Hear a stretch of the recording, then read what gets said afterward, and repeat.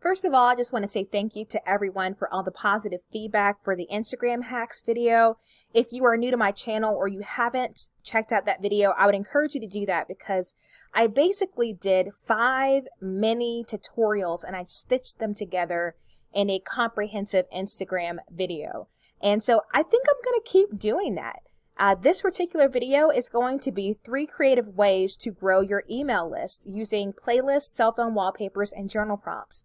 This is a real life circumstance where I created this idea for a client, but I know this is something that other small businesses can utilize to grow their list. So I'm just going to share the behind the scenes look at how to do it. And if you have any questions, feel free to let me know in the comments. You can always go to about90.com and schedule some Squarespace support time with me so that we can walk through it one-on-one and get that all set up if you have any issues.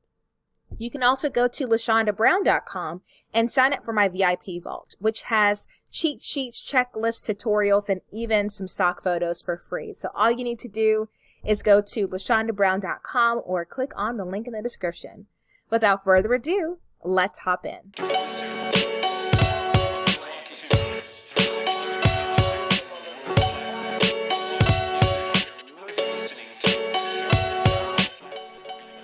Spotify playlists. Have you ever thought of using a Spotify playlist as a way to grow your email list? I've seen a lot of people do this as a way to relate to their followers, and so I recommended it to a client of mine to put on her website. So she's got the spot on her website that says, download now. And we're going to send people to a page where they type in their name and email address, and then they'll get access to a page on her website. So once people type in their name and email, we're going to send them to a page called free downloads. And so there you'll see the name of the download, a description, and then we'll go ahead and link it. So if you go into Spotify, and I am using the desktop version, find the music that you want to make as a playlist and click on these 3 dots. Once you do that, you can add it to a playlist and either add it to an existing playlist or create a new playlist. So say for instance, and I've done this before, I created a playlist that I call Faithful Work that I use when I'm editing. And I said a playlist for business owners who love Jesus and need to worship to get through tough days. And so what I'm going to do is click on these dots and I'm going to share it. Now you got a bunch of different options. You can share on Facebook, Messenger, Twitter, I don't even know what Telegram is, Skype, Tumblr, or you can copy the embed code or copy the playlist link. So we're going to do both so I can show you what that looks like. So we can copy the embed code, go into Squarespace, and add a code block. When you do that, erase what appears, and then paste in the iframe. And so this is what it would look like if you did it that way. So you can't really style it too much, but what you could do is maybe drag it beside and do a situation like this. Maybe a little bit more so it's not overlapping. And so those are kind of your options with that. If you don't want to embed it this way because you don't like the way it looks, another option could be creating a button, which is what my plan was. We're going to create a large button. We're going to put it on the left, and we can say, listen to Faithful Work playlist. Then we'll go back to Spotify, click on those 3 dots, share, and copy the link instead. So a couple different options, but that's how you could use a playlist as a way to grow your email list. Cell phone wallpapers. Another idea for a freebie could be a cell phone wallpaper. And I think this is perfect for people who are singers or writers or speakers. This is a way that you can share your words, share your lyrics with your audience, and keep yourself top of mind by making yourself their wallpaper on their literal cell phone. So what we're going to do is we're going to create a couple of these in Canva. So the first thing I did is I wanted to look up what's the best size for an iPhone wallpaper. And in this Google search, I found that it was 1600 by 900. That's not where we're going to start at, but that's where we're going to end. So we're going to go to Canva. I thought about doing an Instagram story, but actually an Instagram post is going to give us a few more options. So we're going to go ahead and hit create there. And what you see a lot with Instagram posts is you're way more likely to have some quote style graphics. So as you can see down here, that's a good quote.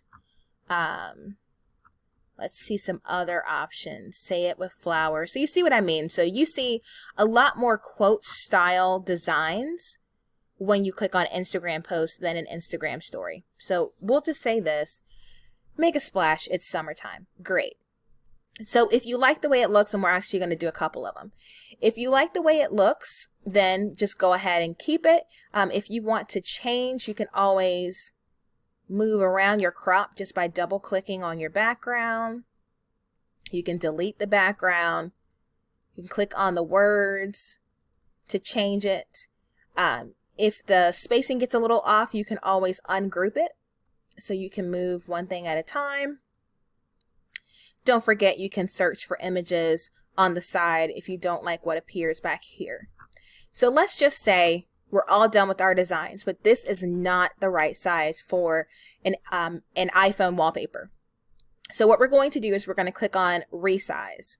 Now you can click on a different size template down here, but as far as I know, there isn't one that says iPhone wallpaper. There's a desktop wallpaper, but not an iPhone. So what we're going to do instead is click on custom dimensions, and we're going to type in what we saw in that Google search, which was 1600 by 900. If you hit copy and resize, it's going to create a different Canva file with the resize version. What I'm going to do in this case is just resize what I've got by clicking on resize.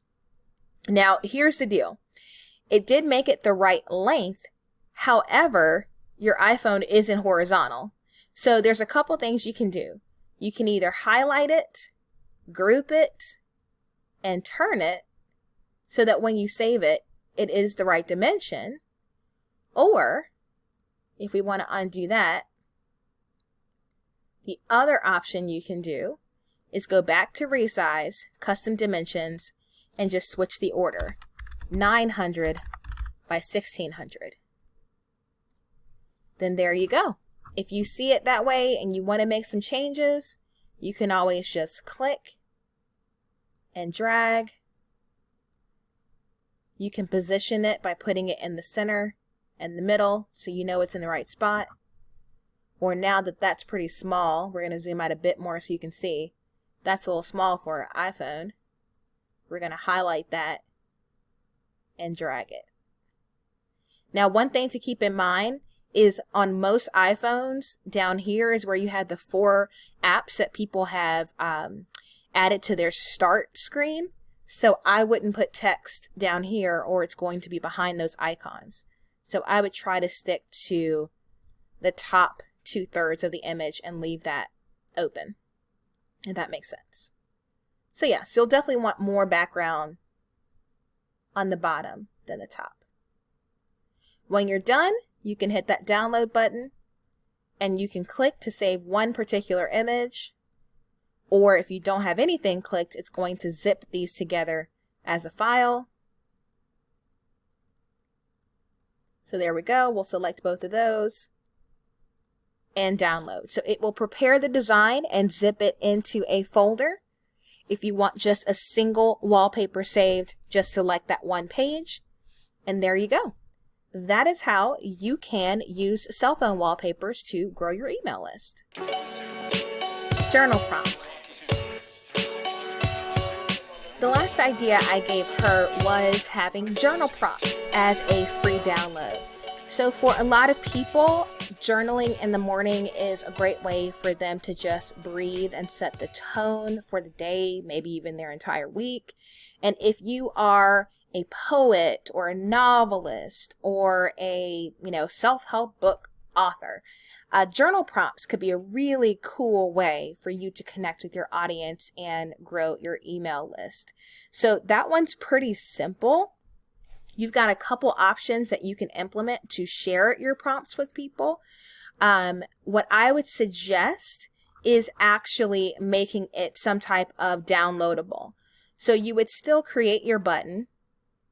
say for instance, we'll do that large button again, and we can say download your journal prompts. And when you scroll down, see here, we're going to click on click through URL. They changed this a little bit in Squarespace, so if you're used to seeing the options down here, apparently now it's up here. So you'll click on the gear, and you've got some options. You can send people to another website. You can send them to a page on your site. You can have it open up an email. That's new, kind of like that. You can have it type in a phone number. I guess that could be a good click to call button. You can do that. But what I was looking for was file. So you can upload your file. I'm just going to upload this random file. Find that PDF of yours, attach it, and just hit save. So what will happen if we go back here to that file? There we go. You have to select it. Good to know. So once you upload the file, select the file and hit save. And then it will appear in the click-through URL. So when you do that and people click on that button, it will immediately download that file on their computer. So that is a way to share your journal prompts. I think it's best to do it that way rather than typing it onto the page itself. So if someone wants to print it out and put it in their journal, it makes it easier for them to do that. All right, so we are back to the beginning. You've got your playlists, your cell phone wallpapers, and your journal prompt set up, but now we need to create the opt-in screen so people can give you their name and email address. So this is what I think the simplest way to do this would be. All of these are just buttons that we can link wherever we want. And so what I'm going to do is I'm just going to create under Pages, scroll down to Not Linked. We're going to click that plus sign. And that plus sign is going to take us to a blank page. Now on that blank page, we can put all of those freebie resources.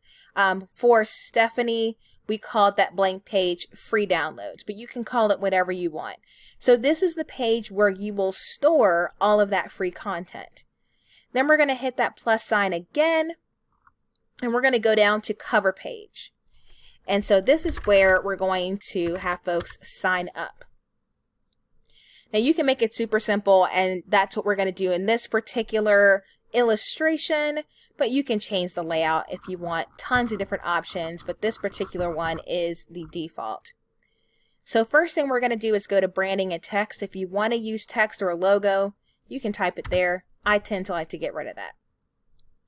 So we can say, get your free downloads. Just type your name and email address. We'll send you the info straight to your inbox. And we're going to hit save. So that's our branding and text. Again, you can change this to whatever you'd like. Under media, we're going to choose our image. Now you can click and drag some items in there, or you can search images, which is great. So now Squarespace allows you to search on Splash or Getty Images directly in Squarespace itself, which I'm so pumped about. This saves so much time. So let's just say celebrate. Fantastic. And we're going to make that the background. So instead of you having to go to Unsplash, it's basically going to search Unsplash and pull it for you. If you have any issues, the first thing I would do is just refresh it. If it still doesn't show up, then just delete that broken image, and then add it again. But as you can see, a quick refresh. There you go. Good to go.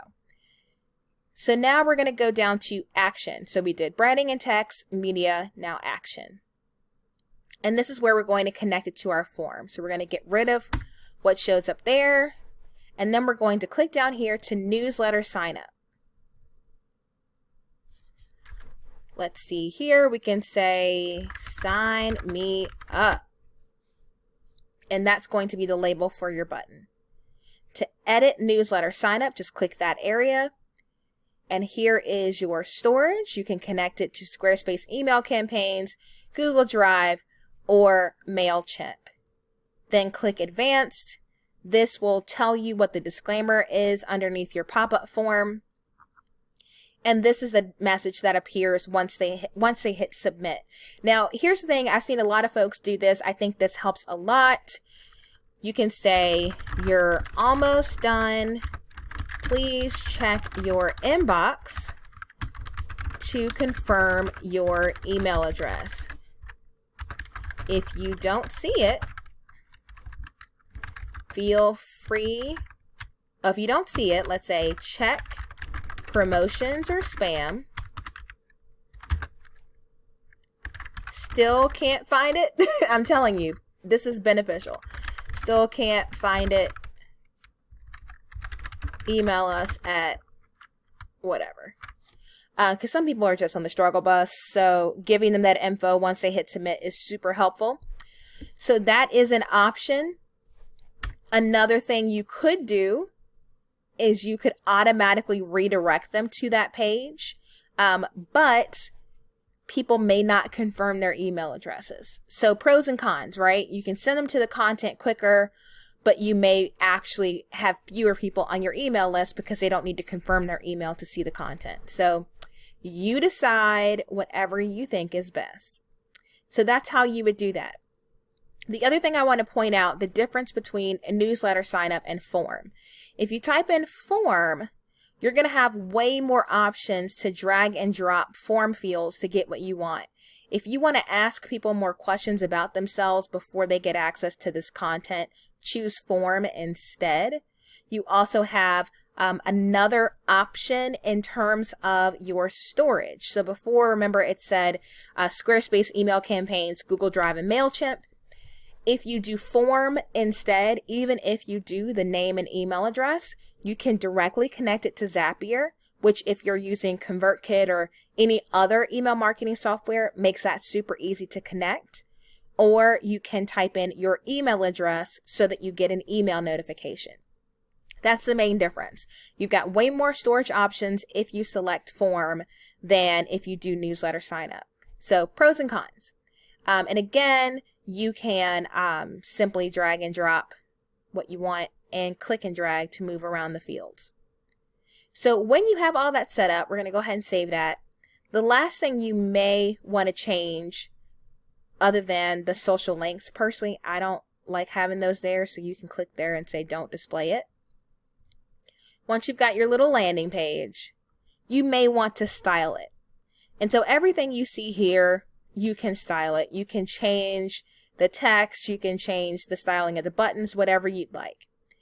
So if we click on the gear, when you're all done customizing it, this is the link to this page. So it's whatever your website is /sign up.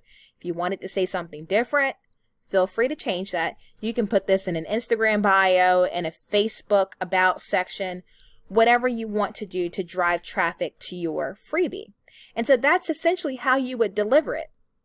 So if we go back to her homepage and we go down to the section where we've got the free downloads, all three of these buttons are going to be linked to our sign up page.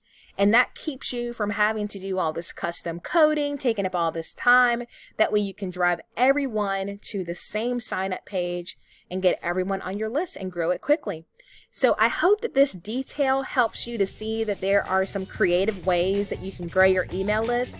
It doesn't have to always be just a plain PDF printable. You can get creative and use other people's content like a Spotify playlist, or even use Canva to create designs like quote graphics or wallpapers that you can share.